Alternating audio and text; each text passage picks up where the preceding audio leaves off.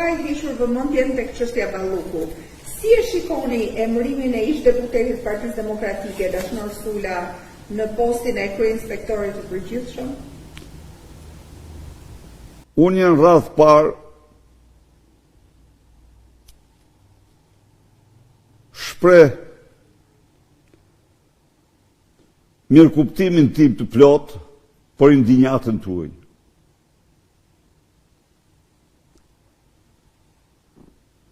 Dhe do të them një gjë këtu. E kam menduar shpesh herë këto kohë. Në qoftë se tradhtia ndaj dheut quhet tradhti e lartë, edhe tradhtia ndaj idealeve më të shenjta të demokracisë nuk kapset mos quhet tradhti e lartë. Është absolutisht e njëjta gjë në doktrinë. Të tradhtosh ti ata të cilët burra dhe gra fisnik kanë 12 vjet që të kthejnë shpinën, por të mbështesin me gjithë gabimet që mund të kesh bërë, me gjitha tjerat, por të mbështesin si dritë, si shpresë për ta. Dhe të dalish në kohën më të zezë të Edi Ramës, e të kapish flamurin e Edi Ramës, ke krye aktin më të lartë të tradhtisë. Por nga ana tjetër, ju garantoj se Partia Demokratike, me largimin, dhe unë në rast se keni vure në diskutimet e mia, në mënyrë të përsëritur kam ngrit që ne duhet të ndahemi nga këta njerëz. Kam arrit në një përfundim. Pse, do thoni ju? Kam konstatuar se një nga drejtimet më themelore të Edi Ramës ka qenë korruptimi i eksponentëve të opozitës. Një veprimtari e ulët, një veprimtari e turpshme, kriminale, kur një qeveri përdor mjet të saj për të ble, për të korruptuar, për faqësues të opozitës, vetëm në funksion të pushtetit vetë. Ndaj dhe ne çfarë shtyu atë në një moment kaq kritik të gjindet e Edi Ramës në krah? E kuptoni vetë ju se ç'molle kalbur ka qenë ai. Çfarë shtyn? E thash dhe para ca ditë, doktorin 32 vjet mjek, thot jam antar PD-je, të dalë në krah të Saljanit të krimit, të bandave, dhe të thot se unë tani të përcjell mesazhet e Subashit, i cili në pallatin e tij ka vendos keshi.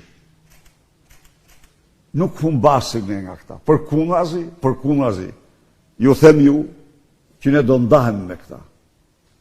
Ne nuk duam më kur në gjirin tonë shërbëtorët e Edi Ramës. Po i gjë, këta dallojnë nga ata që e kanë ndjek nga partia vetë.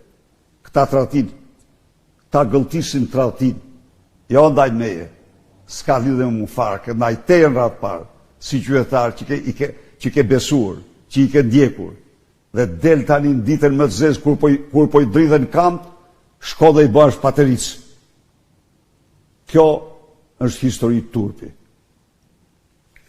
Blaž Gjonaj, doktor, a do të ishte më efektive që revolta të spostohen në bllokime aksesh kombëtare në një orar, në një ditë dhe të mbahen të bllokuara?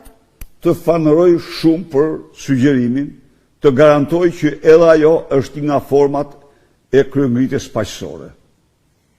Alma Ilias, ndihma ekonomike është 15.000 lekë të vjetra në muaj. Qiraja është e shtrenjtë. Kur do të marrim një banesë ne studentët e rrethave, aq më tepër kur jam me një prind krye familjare dhe me aftësitë kufizuara. Nuk blendet ujë e jo qera. Duam një stre aspekte. Së pari, ju siguroj se programi ynë për të rinjtë dhe për studentet do të krijojë atyre çdo mundësi për të vazhduar shkollën dhe për të përballuar lehtësisht strehimin e tyre në periudhën që studiojnë, për të bler shtëpi pasi mbarojnë studimet dhe me përparësi për punësimin. Çfarë bën këta? Si e emrin? Alma. Në vitin 2011-2012 ne përcaktuam një zonë të tërë, të madhe, ku do ndërtonim konvikte të reja për studentët, kampusin. U bë projekti me 30 milion euro. Projekti për ju, për studentët, në mënyrë që të mund strehoheshin në kushte më të favorshme. Për të tjerët do subvencionoj qeraja e tyre.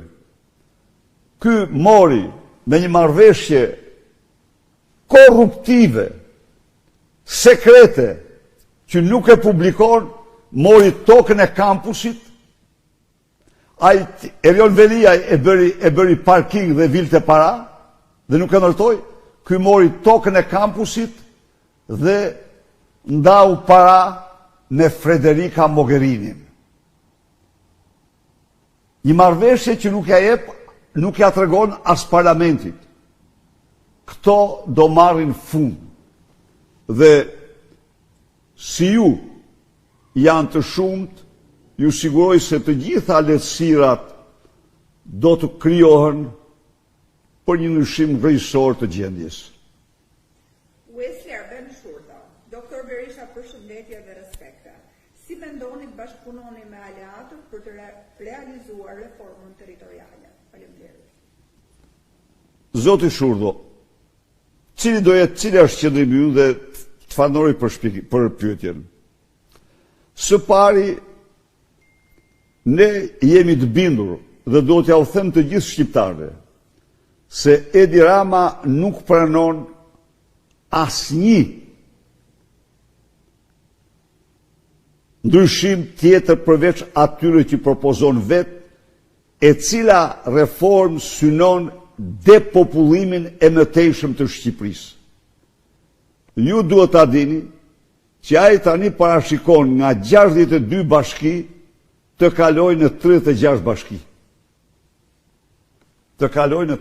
bashki.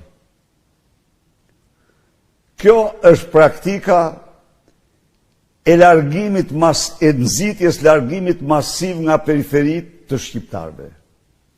Çfarë do bëjmë ne? Ne, meqense ky është një problem shumë themelor për vendin, ne do bashkëpunojmë ngushtë me ekspertët më të mirë shqiptarë.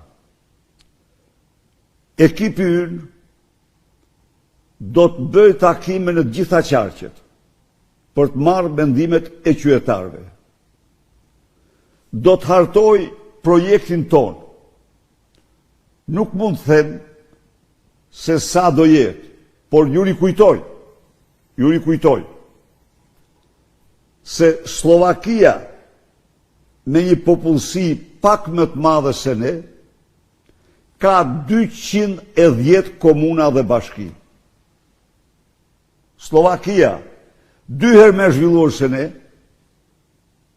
ka 210 komuna dhe bashki, e cila ka një mal gjithsej Tatrën, ndërsa Shqipëria ka male numerikisht sa gjithë Europa si numër.